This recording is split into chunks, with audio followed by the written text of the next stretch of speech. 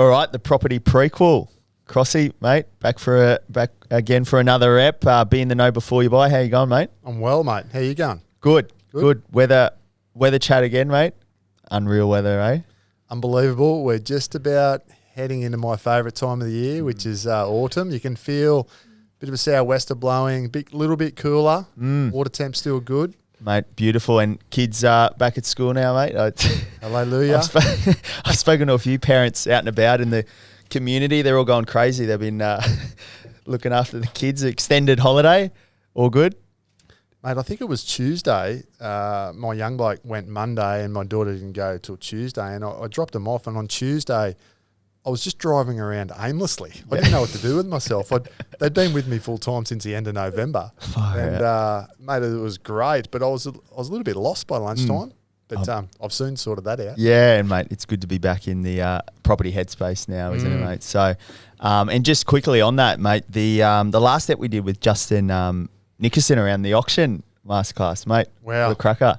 Cracker, and the feedback, and I know you've received a heap as well, and as have I, just in and around the quality of the information that he provided to buyers, given that he does represent the vendors and the agents at the auction. So, again, to Mr. Nickerson, mate, we're so appreciative and grateful for the time and the information shared because, the feedback that we've both received has been outstanding. I know you've received a lot yourself. Yeah, and that's the whole point of why we started this, is just to obviously educate buyers and help them as best we can and get experts on. And one of the other eps, definitely have a listen to that if you haven't already. And another ep that gained a lot of traction was Liz Cantor's one around the knockdown rebuild story. Obviously, she was great as a female, just sort of scoping the market. Right now it is heated, but as a female she done really well. So that also got a heap of good feedback as well, didn't it? I remember you saying in the episode that Liz Cantor is just the sort of person you turn on the telly, she just pops up. Yes. I've just seen it all the time lately, just popping up, and I keep thinking about it. But what I was going to say was I didn't realise how many female listeners we actually had because I know you've been getting quite a few messages from female listeners saying that they really resonated. Yes. It was very relatable. Yeah. So having more female guests obviously is a bit of a goal of ours, and today is going to be an absolute ripper for our female audience. Yeah, for sure. I thought today would be really good to get another quality female on in terms of the industry. I think what I've found, Crossy, is I guess real estate industry in general. First of all, a lot of people are interested in the industry. Secondly, I'm finding probably in the last 12 to 18 months, a lot of females are actually realising, hey, yes, it is a male-dominated industry, but there's a lot of good females out there doing good things in real estate. And it's refreshing. That's probably the biggest thing I'm finding. It is refreshing. I hear it from buyers and sellers that it is refreshing. And I don't know about you, not knocking any blokes out there, but they just have that empath touch.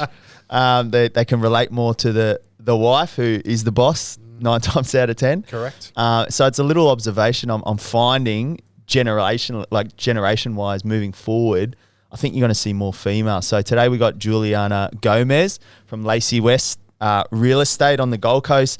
She's a high-performing agent who's done some amazing things in terms of like her results. But what I wanted to chat to her, we'll get to all that, is obviously the story. And I think she'll provide a bit of inspiration to a lot of females out there who want to maybe thinking of getting in the industry or who are in it, maybe struggling at the moment, just around persistence and stuff, and just get a bit of our background. So Juliana, thanks for jumping on. Yay, thank you so much for having me. It's a pleasure. It's a cool one. We've been obviously we work in the same industry together, you as an agent, me as a buyer's agent, and every time I've come across Juliana and her team, it's always very professional, and as I said, that refreshing words are very good, and I hear nothing but great things. So I sort of jumped at the chance when we sort of mutually agreed, let's make it happen. So I guess the start, Juliana, away from real estate, you've obviously got a bit of an accent. Where'd you grow up? Like, what's your sort of backstory, just quickly? I was hoping you would not pick up on that. No. I'm still working very hard to make that crystal clear. Yes, I'm originally from Brazil. So my family's still back in Brazil. I moved to Australia literally just to follow a dream in 2008. Long story short, I arrived with very little knowledge of the culture, no English. So no English? Literally, yeah, no, wow. I could not speak the language. I've always had a dream since a young student to move from Brazil to a different country, to be able to do internship or a scholarship and to learn the language. So that was very unattainable. Coming from Brazil was very difficult with our financial, the money is very difficult just to have a holiday pretty much. So it's always been a bit of a struggle. And as soon as I reached an age that I finished school and saved enough money, and I actually came with my partner at the time, and that was our goal. We had deciding on either buying a car and staying in Brazil or traveling, and I did not hesitate. Yeah. So that's how the journey began. I said, no, I want to follow my dream, which is to travel and literally look in the map. I love surfing as well. Yep. So Australia and very similar climate to Brazil. Australia was a very easy choice. And then again, looking at the map of Australia, it kept narrowing down. Yep. So I've chosen Burleigh Heads because of the Burleigh Headland. Yeah. And very similar to Brazil, the landscape. Okay. And that instantly felt like home. So 2008 in August, I arrived. Very little money again, literally just the course of English and backpack and a surfboard and nowhere to stay. So that's how the journey began. The journey started. What? Can I ask? This is incredible. I mean, the magnitude of what you've just told us, I don't think really, I hope people sort of pick it up because it's enormous. How were you on that flight coming across knowing that you can't speak English? You've really got no plans. You've got your surfboard, so that's half the start. But getting off the plane into Australia, like that's a big deal. We're talking 14, 15 years ago now. Yes. Talk to me. I know it's a long time ago, but do you remember how you actually felt getting off the plane 100%. And what was ahead of you? Yeah. Yes, I definitely do. It's always been in my mind, just that gut feeling that I knew was going to be difficult. But for me, my goal was always to have a door, just open up a door. Whether it's going to be living permanently in Australia, fantastic. But I wanted to provide a different reality to what I was used to in Brazil. So coming to Australia was a way of giving more opportunities not only for myself but for my family. So being able to help my parents and bringing them over here and have a better quality of life. So that has always been in the back of my mind. It's funny because I'm a single child. I have a step sister, but I've always been very tight in with my parents and my family. We're very tight, and no one in my family ever thought I was gonna stay here for a while. Just that distance. COVID has showed us again how difficult that is. But coming to Australia, for me, I've always said to my parents, I'm just going to go for a holiday. I knew I wouldn't. But I kind of reassured just so they would let me go. Yes. I would reassure them that I was going to come back. And I did, just for a holiday. But straight away, back in Australia. So it's and just on because obviously a big Brazilian community here on the Gold. Is that the big reason why you think it's that similarity to like the culture over there, like the beach and the sun and the headland and stuff? Is it similar 100%. Over there? Is it very similar? Very and climate similar. And stuff. Climate is very similar. The same line. Beautiful beaches as well, and the culture is very different but similar as well. I guess back in 2008, there was still a lot of people, but every year is increasing incredibly. There are so many businesses. It's getting to a point that you don't really need to speak English anymore. You can speak Portuguese and get by. So there is a massive community, which is very inspiring as well. We have been working with quite a lot of key Brazilians and doing a lot more showcasing the culture of Brazil in Australia, so doing more events, which soon you'll hear about. So it's very exciting to be able to have two different cultures embracing each other and learning from each other. What about when you first arrived, Juliana? How long did it take you to really sort of bed down your English, being able to speak it fluently? Yes, that's a very good question. So straight away, in order to obtain a visa, there was an English course in Burleigh Heads. That's how everything started. So there was a 3-month course, just the to be verb and just how to go to a bakery and order bread. So that was very minimal, very basic. So then straight away, as soon as you arrive, the goal was to get a job because I only had a limited funds. So then started door knocking at a few places to find work. Yep. And that was another story. So started as a dishwasher and did long hours, mainly because there was nowhere else that would take me for work because I could not speak. Yep. And after a lot of attempts and very persistence, I managed to get work at the Surf Lab 7 Club in Billy Heads. All right, yeah. And that was great. That was premeditated as well because I really wanted to ingrain myself in the culture. So I started working at the surf club in Billy Heads where you have a lot of locals and nippers. And that's, again, part of history in Australia. Yep. That's something that we do not have in Brazil. It's just that community. And every weekend, and the children learning, the safety of the water. And that for me was all new territory. So working at the surf club, it helped me a lot. So I would say for about 6 to 12 months, my English just, I was able to communicate and converse. Really? Yeah. Just from constantly interacting with people? Yes. Yeah, okay. And I remember clearly back in 2010, after working full-time at the restaurant, and there was a few other jobs as well, working a lot, I started to research and think outside the box, as in, okay, my English is getting a little bit better now. That was after 2 years of arriving, 1.5 pretty much, arriving in Australia. 2010, that I made a decision that I would like to do something different as opposed to just working in hospitality. Yeah. I felt that confidence that I could go and door knock again. Yep. As opposed to find a work in hospitality, find work in real estate. Yeah, wow. The reason for that is when I arrived in 2008, as you would have known, the market was crazy with the whole GFC, 2007, 2008. Yep. So I did notice quite a lot of signs, for sale signs sold. There was a lot of talk about the market.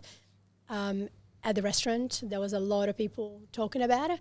I've always been inspired and love selling. I'm a Gemini. I love communicating. Yeah. Love talking. I'm interested in people. So for me, sales is just being very easy to transit, to change. And once again, for me, I had a goal of finishing university and was very unattainable as well. So there's just one of those things. There was no plan B. There was just the plan A, which is focus on getting ahead, moving forward, being able to secure a visa to continue in Australia. That was another pretty difficult situation as well, that you're not guaranteed to stay in Australia. You still have to fight very hard. And even back then, in 2010, 11, that was very difficult to stay. Yeah. And even so more not now. Really? Yeah, it's very difficult. It's just one thing I've noticed there, Crossy. Obviously, we come from sports backgrounds and as well, and in my life, we were talking on one episode around goals and things like that. I think it's good for anyone listening who has got goals and stuff to just realise that. I love how you said there was no plan B. Yeah. So too many people in life now, I realise they want something and it gets a bit hard, and then they kind of give up. You got to want something that much that there's no other option. Totally. But the thing is with Juliana, there actually wasn't, like, she's coming with no money. So people sort of say, things are hard and whatnot, but I couldn't imagine like coming to another country. You don't speak the language. That's right. No money, no experience. She did have a $600 surfboard. Yeah, you just take her a long way. But you're right, mate. And I think too, just thinking back, with school and your parents, they talk about, I want to do this, but what's your backup plan? Yeah. And it's kind of, I get it. Yeah. I get why, you've got to also cover all bases. But as Juliana said, you've got to be all in. Yeah, because if you're not all in, you're really not having a red hot crack, are you? You know, so I take my hat off to you. And I guess we'll get into where she's at now, because she's actually one of the top performing agents in South East Queensland right now. Yeah. So it's crazy to think we're going to get to that, but that's how it started. Yes. So from there, Juliana, like, you thought real estate. How did you get a job? Like, how did that all come about? That's the second part of the story. I'm just thinking, if I'm a principal, it'd be hard to take on who didn't speak the language. Do you know what I mean? It would be tough. So Very tough. Whoever took you on, Because I've it's got to one give credit thing to after them. 2 years pretty much on learning English is one thing, as in a different terminology, which is real estate. Yep. The real estate terminology. I'm dealing with a lot of money. I'm dealing with doctors. People that spend literally the entire lives sometimes, and they are entrusting me with their assets to sell. How on earth can you Yeah. decide to choose an agent that couldn't even speak the language? Yeah. So that was a massive barrier right there. So Yeah. I didn't think too much of that. Yeah. So the beginning, I couldn't even drive a car because when I arrived on the Gold Coast, I was only 20 years old. It's quite a massive thing to learn how to drive a car back in Brazil. Yep. And then coming here still was not my focus. So I couldn't drive a car, didn't have a license in real estate. I had a bit of knowledge because where I was living whilst working in hospitality, I was living in a studio above a garage. So that's all I could afford at the time. So the gentleman, the owner of the house, the landlord, he was doing a house and land package. Okay. So I've started listening and helping him with all his dealings and creating his website, doing all the marketing. And that's kind of, I had a little bit of a knowledge what's behind. So I try my best to, whilst not in the industry, educate myself just to have at least something. So my English, as I said, was getting better. So again, I've door knocked quite a few agencies in Burleigh Heads. I only had a $50 bike and no helmet, no brakes. That I used Brakes to are park. overrated. I used to park on top of the hill. Yeah. And just walk down with my heels. I think there's a photo of me that went viral, as in with the high heels and ready to go to work with the bike. So that was pretty special. Yeah. So literally that's all I could afford, and I would just park, and I said, look, I'll do anything. Let me just work at the reception, open homes, I can do anything. Then quite a few rejections, obviously. That is the thing too. There's a lot of rejection. Yes. You receive so many rejections that if you only have one goal, you just keep moving forward because you know deep inside your heart that's what's going to happen, and it's okay. If anyone doesn't want to take you on board, that's totally fine. Just keep moving forward. And this terminology continues to help me on now whilst prospecting, which is a massive thing in real estate. You have to prospect. So you always have that rejection on you. But that's totally okay. It's just having that mindset that everything will be okay because you're doing what you're supposed to be doing. So getting back to door knocking agencies, received quite a few no's, and then Connor at Kingfisher Realty, which I'm eternally grateful, he did say, yeah, okay, come on in on a Friday.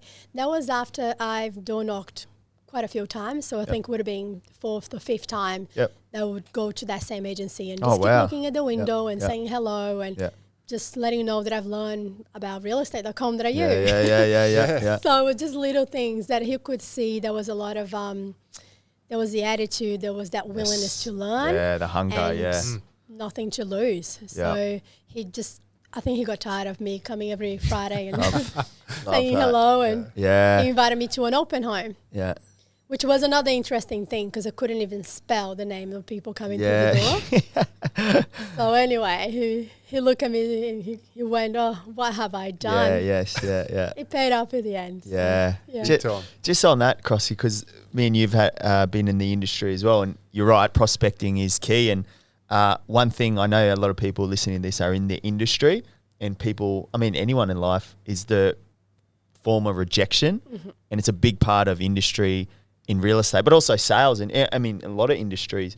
What was your mindset with holding that internally versus externally? Like, what's your tips with rejection? Because obviously you've just kept moving forward, which is really inspirational. But I think a key tip would be how did you deal with rejection?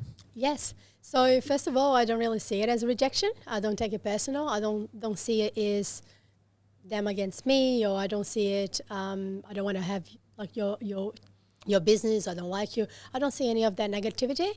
As soon as I pick up the phone is in order to help them. So as a happy call is just touching base and saying, keeping them informed, so adding value. Love that. That is the key for me. That's like a classic example of Juliana like playing the long game, isn't it? So it's not no, it's a maybe not now. Yes. You know, and one thing, and your level of resilience and perseverance, Juliana, is amazing. One thing I was just thinking about then was how quickly or how long did it take for you to become accustomed to the rejection? So was there a week, a month, a year of like actually being a bit down about it, then a bit of a line in the sand? Or is it your actual personality or nature that, you know what, even from the start, it didn't really faze me because we're all human being. Like at some point, form of rejection can get to us. You know, we're not robots, but some people handle it better than others, right? Yes, exactly. That's a really good observation. I guess what comes to mind now is since I left Brazil, it's just that unknown. So coming from a different country and having a bigger goal, it's not even a goal. I think it's a purpose. Yeah. Having the purpose that you are in Australia, that's half of the battle won. Yeah.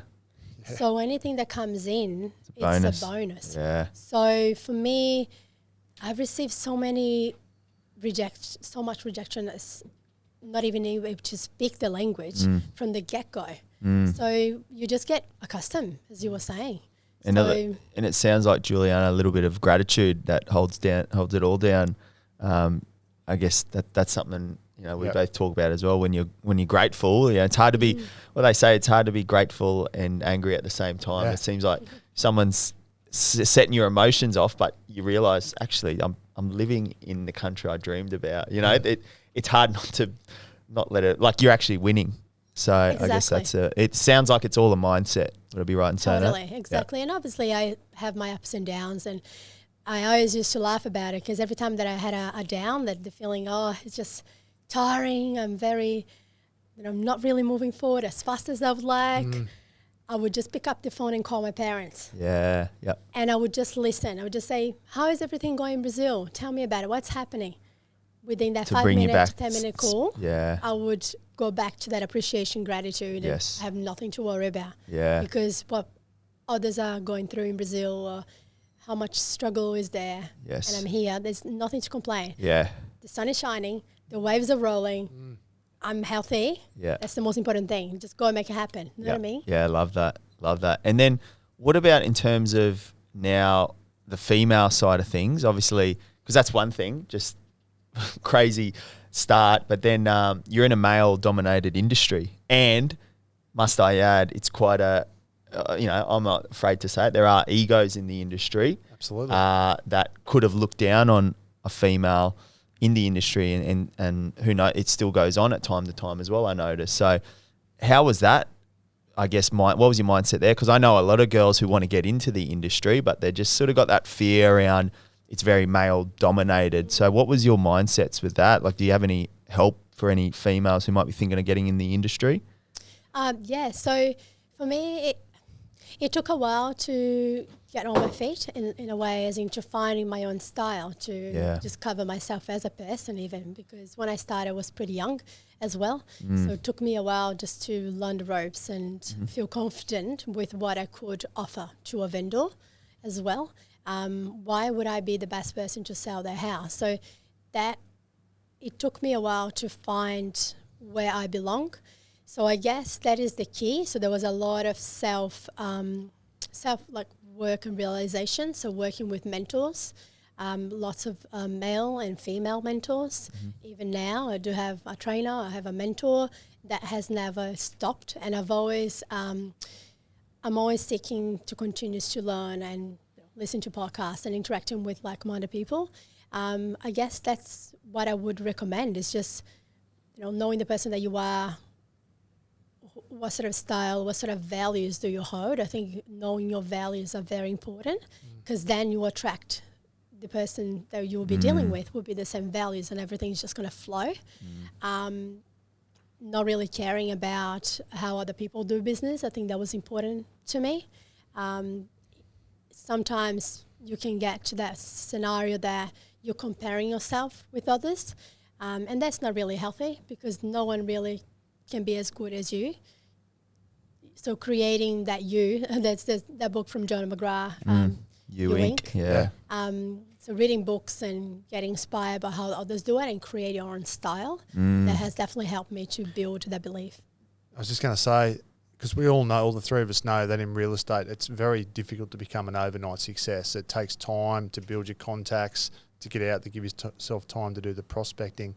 Juliana, was there a point after you'd started that you remember a moment where you thought, you know what, I'm onto something here, I'm actually enjoying it, I've just made a really good sale, or something's happened where you've gone, this is actually more than a job now, this is a career?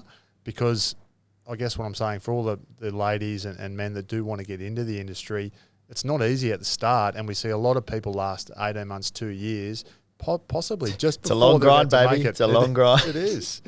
So do you have a moment that you remember, or a sale or something?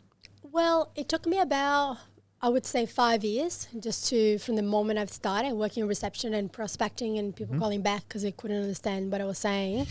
5 years to really get the grips of real estate and the rules and the regulations and feeling comfortable and doing my own open homes and listing my own properties and having that flow. So that would be about 2015. 2015 onwards, that's when Started things finding every your year was groove. getting better. Yeah. And that was another goal, is doubling my income every year. So there's little things that clients and that attraction started to feel more comfortable, confident, and just having that belief. It's that snowball effect, isn't it? Once you get a bit of momentum, then it sort of doubles on top of that. And one thing I noticed there, and this might add value to anyone thinking of the industry, I know some younger agents we work with, like they get frustrated within 3 months or 6 months they haven't really found traction. You've heard it. That's 5 years, a solid long game, and she's in momentum now, a lot of repeat business. So anyone listening, I hope that adds a bit of inspiration that it is the long game, isn't it? It is. Sorry. It is a long game, and it's also long hours as well. It's one of those things that you start at 7:30 and you have all that mindset training together with your work. It's not just waking up. I remember at that time in 2013, 2014, I was doing a lot of physical training. So just to feel better and to wake up in the morning, do some training, feel good, work would start 7:30, 8, sometimes earlier, and finish sometimes late, 8, 8:30, 9 sometimes. So there was just no restrictions as in that 9 to 5. A lot of inspiration as well from Tom Pennis. They always say that you really make between the hours, before 9 and after 5, that's really when you're creaming. So for anyone that's starting and young, I would definitely recommend putting the hours, putting the work, but generally want to grow and learn. I think that's just key. Be a learner. Yeah. And one thing I love that Juliana said was around, I guess, knowing what you stand for, knowing your personality type, not comparing yourself to others, because it's easy in real estate or in any business to see someone who's dominating an industry and go, I want to be like them. But you might have a completely different personality. Like you might not be the Gemini that, loves talking or whatever. Exactly. So you need to stay in your lane, know what you stand for, have your own beliefs, have your own daily habits, like you said, and just be the best version of yourself. And that's it, Crossy, what I heard from Juliana. It sounds like she's got a lot of internal confidence rather than focusing on the external. So to anyone listening, what I found there, away from work, it's like if you want to high perform in any industry, I feel you got to do a lot of inner work on yourself and the rest will come. That's probably the biggest thing. And then from there, Juliana, obviously you've got some momentum now.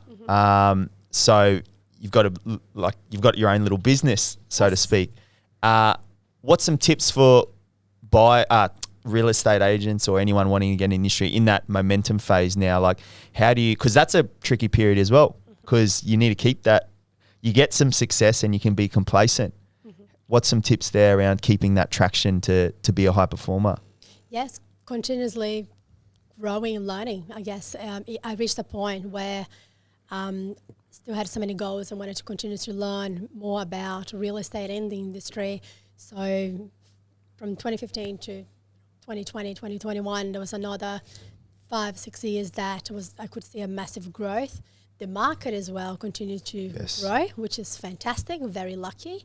So just getting outside of your comfort zone, I think for me, that was the key, just to continue to learn and building something for yourself.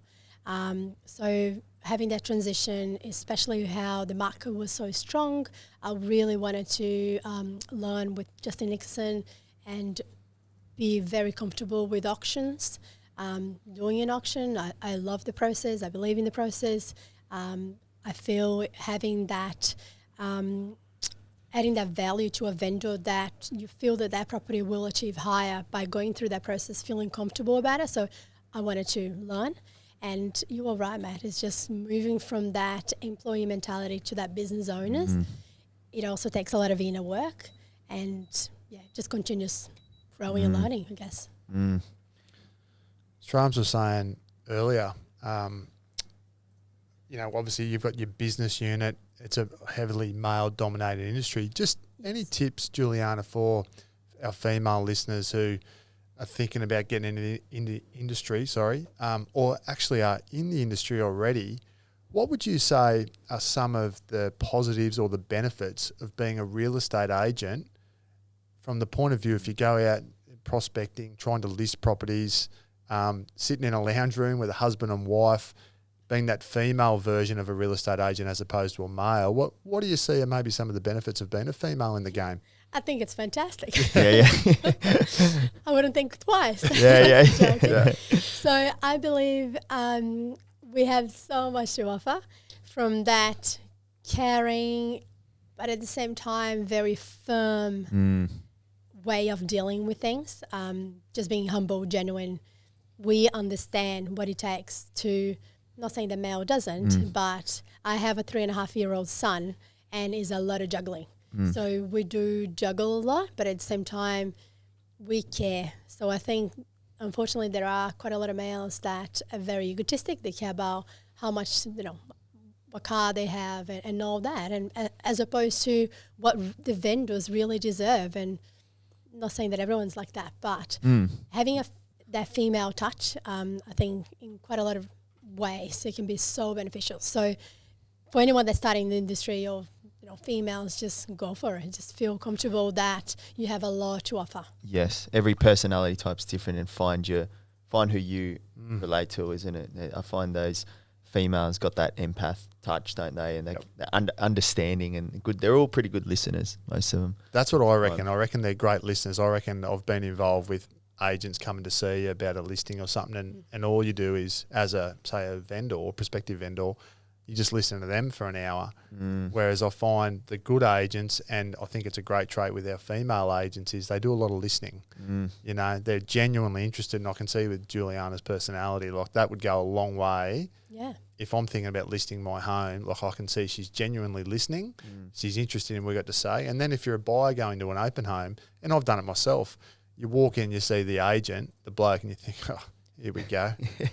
This will be a punish. Or you go somewhere where it's a female and it's very warm and greeting you, and it's just a good experience. So I agree. I see huge opportunity for women to do well. Huge. And just the whole boss lady, business owner mentality. I think it's there's a lot of female dominance in the worldwide, isn't there? Like, I think it's a really exciting time for any female wanting to get into the business world. So, and just on the market there, Juliana, you mentioned it's been growing from time to time. Do you have any predictions, you think, on the market, I guess, moving forward? I mean, no one's got a crystal ball, but what's your take on the market and where it's going? Oh, very interesting, isn't it? There's quite a lot happening overseas as well, and with the travel open, I try always to keep an eye on the ball and reading, but there's so many articles and everything contradicts itself. Seek and you shall find, right? It's all so out it's there. very difficult to keep up. I believe, foreseeably, at least for this first quarter, it still will be extremely strong. And we just really don't know what's going to happen by the end of the year. But still, historically, investing in real estate on the Gold Coast, there's so many opportunities. Our population is continuously growing. Since COVID happened, there's a lot of people that is now thinking of relocating because they're still not happy. They want to get out of that comfort zone. So there's still a lot of migration coming. If it depends on the Brazilian community, we have more people coming. That's so right. at the end of the day, long term, as you know, I'm very advocate for properties. I love property. I do believe that investing on the Gold Coast, you can't really go wrong. Shrams would know better than me, but just from what I'm seeing, Juliana, just observing the local market, and like you, I'm sort of, live in that Palm Beach area, that southern Gold Coast. So that's the area I kind of keep an eye on. Noticing that things aren't selling at auction like they were. Things are still selling. Even stuff that's sitting as private treaties, sitting a bit longer. Are you starting to have to sort of tamper a little bit with vendor price expectations. Is that something that's in play this first quarter? Yes, I believe so. 2022 is going to be a very interesting year. I guess it's just that vendor expectation where we've been so used to the market on a high and that energy happening. I feel it's important to have that honest conversation with the vendor as well. Yep. It's just human nature. It's just human nature to want to have more and more and more and continuous climbing. So I guess it's just normal that we could reach that plateau and things might level. The same thing for you, as you're saying, with your buys, and if you see a good opportunity, just jump at it. I think that would be something that I would still recommend because they still have quite a few buyers that have missed out on properties and they get upset. So if it is a property that tick the majority of boxes, why not just jump at it? Because at the end of the day, interest rates, they're still low. Possibly they will go up, but I believe they're not going to go skyrocket. It's still going to have a level of, it's not going to go boom. It's just going to potentially climb up or just slowly. But there's still quite a lot that the property market can offer. So Definitely. And what I heard there as well, Juliana, is sort of that gap, isn't it? I'm always observant of the gap between vendor expectation and buyer expectation. Exactly. Sometimes it's small, sometimes it's large. In a fast-moving market, I noticed that gap can be quite big because obviously buyers are still keeping up with sales from 2 months prior and vendors are looking at 2 months forward. Exactly. You know, they see a record result again from Juliana and they're like, oh, now my house is worth this. And then, but what I find is the good agents are really good at identifying the market trends and having those honest conversations with vendors, and us as buyers are having the honest conversation with buyers as well and being able to set realistic expectations, minimizing the gap, so to speak, where the market's at. So have you got any last sort of tips, I guess, for buyers in terms of wanting to chase that property that they want? What do you see the good buyers doing right now? Well, I would just recommend, there's quite a few properties coming on the market now. There's a lot of off market. A bit more stock, So just keeping an eye on that, getting in touch with good agents that are dominating the area, just letting them know what your requirements, get in touch with you, Matt, letting you know what their requirements. And I've seen quite a lot of buyers still sitting in the fence that couldn't find a property last 6 months. They're now back looking. So it'll be very interesting to see how we go with that ratio as in properties coming to the market and buyers that are now finally in the position to purchase. So my recommendation would definitely be consider properties that are off market, go hard with an offer that they feel it is doable for them, and that's about it. Just be active. Yeah, that's a big one. Is sometimes just be active. Be active, isn't it? Get out and amongst it. If you sit on the fence, you ain't buying nothing. Just get a few splinters. That's all you get. That's it. So, Juliana, what's next for you? Obviously, you've built a successful little sort of mini business within a business now. You're going great. You're well known on that southern Gold Coast. You've got a young child. You know, it's an exciting time in your life. Have you thought about the future, the legacy for your child, and what's next? Yeah, always growing, always thinking. Yeah. So there's quite a few things happening at the moment. So still very happy and content with great LSOS team and have a small team. We're creating a new project that we'll be able to launch fairly soon. So just trying to think outside the box, and with what COVID taught us is to really think outside the box. Yep. So there's quite a few projects that we'll be implementing and just in the works now, as in creating more opportunities for business and being able to interact even further with our community. So I guess for me is continue doing what I'm doing and giving more to the community. I think that's my biggest goal. I love the area, love to travel a little bit more now, hopefully. Yeah. But to have some projects coming up and see how we go. I should be able to launch very soon. So stay tuned. It's. I just want to, as we wrap up, Juliana, I just want to acknowledge you obviously for taking time, but just the story, you heard it there, she's planning things as a businesswoman now, where a few years ago she arrived on with a surfboard without English. So if that doesn't inspire not just females, but anyone who is looking to make something out of themselves, yes, I don't know what will, because what I'm hearing there, Juliana, a lot of inner work is needed, mindset work, knowing who you are. So stuff away from business is a big one. And also gratitude and realizing, there are people doing it tougher than what you are, kind of thing. And hard work and resilience, as you said, that word resilience. I just, there would have been so much rejection, hard work, no's, but still just kept persistent. Yeah. One thing I didn't ask Juliana, I'd love to know. Yeah. Have you still got the surfboard? Yes. Still got the it? original? It's yellow. Wow. Still there. It's still there. Wow. Longboard? Got a few others now. Pardon? Longboard or like shortboard? Got a few, I got 2 longboards and a few shortboards. But the one that I brought from Brazil is a shortboard. Wow. She's got the quiver. Mate, Yeah. I bet she's got a better set of surfboards now. Yes. Yeah. No, that's good. Fantastic. And lastly, Juliana, we always end on our Fast Five, Crossy. I reckon we're in for a good one here. This will be good. She's got some experience about overseas, around the world. So, Juliana, first thing that comes to mind, anywhere in the world, right? Say COVID's out. So, first one is, where's the holiday home for you and the family? Anywhere in the world, any type of dwelling, where would that be, you think? Mentawai. Oh, Mentawai. nice. Where's that again? Yeah, just want to go to Mentawai. Yeah. And Where's that? surf, long. Where's Mentawai? The Mentawais. Ments. Yeah. Is it a country? well-known I have surf heard of spot. it. Yeah. Yeah. So it's just a surf. Surf spot. Yeah. Wow. I really want to go Have you? there. You haven't been yet? No. No. That's no. our dream. So we've been planning. How But we good. do love Japan. So, the list goes on. Yeah. Yep. Can't wait Yep. to go skiing again. Yep. Okay. What about all right, back in your single days, where's the girls all going anywhere in the world to party? A hens party. Where are you going? Oh, wow. Brazil. Brazil, yeah. Of course. Where's it at? Where's the party at in Brazil? Where does everyone Well, go? I used to go to Florianopolis. It's an island. So Oh, really? Oh, yeah. So you have beautiful warungs on Is the that like beach. Rio or something? Near Rio? Or? Yeah, down south from Rio. Okay. Yeah, right. So you have like warungs on the beach and you watch the sunset and Oh, cool. nice electronic music. Yep. Yeah, Yep. it gets pretty crowded. Plenty of beautiful people. Yeah. Mate, the Brazos love a party, don't Don't they? they can party. They love yeah. the party. All right. Blue chip investment anywhere in the world. Where are you putting some money? Where would you put it? The Gold Coast, Australia. Yeah. Yeah. What sort of dwelling type?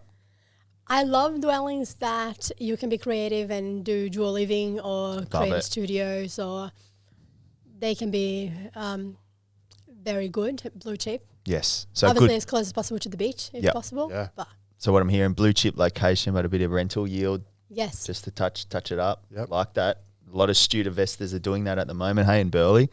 That's Yes. good. Yeah. lots of studios Yes. and granite Yep. flats, and they're always great. Yep. And lastly, what about the forever home for the family? Where would that be, you think? Like the Ooh. final house anywhere in the world? That's a tricky one. Well, continue on the Gold Coast, but Yep. still. We'll be talking I'm a Esplanade. real estate agent. Are we going That's on? what I do. I move a Beachfront lot. on Hedges. Are we going so to we're talking- Esplanade or yeah. Jefferson Lane? Where? Love it. Yeah. Yes, potentially. A beachfront would be Yeah, amazing. wouldn't it? Wouldn't it? right. What? And last question, Juliana. What's just a key tip in a short form for the buyers out there at the moment, just to add some value, you think? Yes, so just keep being active. Do your research. Speak to local agents, buyers agents. But just keep an eye on the next opportunity, because you never know when is it going to come. So you just got to keep an eye on the ball. Come into an open home, arriving a little bit early as well, just so you have your time, just to feel the home. Yeah, I like Don't that. come in right in the middle. I know there's quite a lot of open homes in the same time sometimes. So, I'm more than welcome for you to pop in a little early just to get the feel by yourself before the crowds. That's it. That's actually a great tip. That's a great, and I reckon for our listeners, Shrams, that it's been heavily dominated like seller's market.